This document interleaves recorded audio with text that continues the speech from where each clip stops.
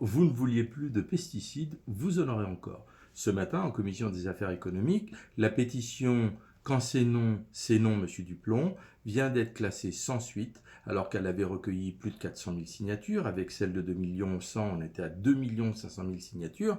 Et voilà, encore un petit déni de démocratie fait en catimini pour dire la chose suivante. 1. En 2024, les législatives ne sont pas reconnues. 2. Le budget passe toujours au 49.3 sans accord du Parlement. 3. La CMP qu'on fait quand le Sénat et les députés ne sont pas d'accord, c'est 7 sénateurs, 7 députés, à huis clos, qui décident en catimini de tout ce qui vous pourrit la vie tous les jours. Je prends l'exemple de la loi Duplon, qui a été rejetée par le gouvernement lui-même, qui rejette son propre texte pour qu'il passe non plus devant le Parlement, mais directement en CMP, où effectivement il a été adopté, et ensuite l'acétamipride a été rejeté par le Conseil constitutionnel.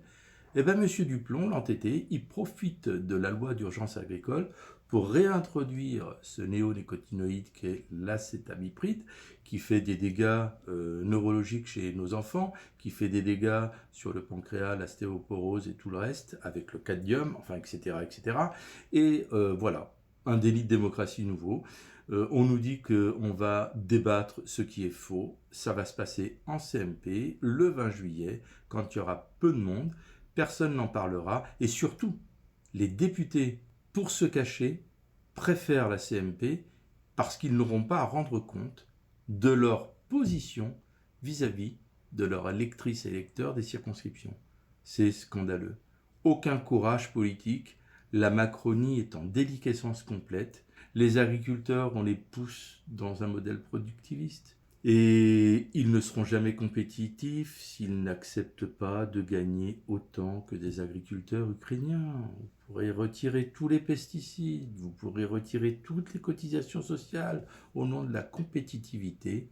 Le monde est en train de dépérir, l'écosystème est en train de dépérir. Vivement 2027, qu'on dégage tout ça et qu'on revienne à une agriculture paysanne, respectueuse des sols et avec des prix planchers et avec effectivement une protection par rapport aux importations qui permettent à tout le monde de manger et vivre dans un circuit court, dans des circuits courts locaux, et permettent à tout le monde de vivre dignement et de vivre de son travail, et surtout, un système qui préserve notre santé, ne croyez-vous pas, et la santé de l'écosystème.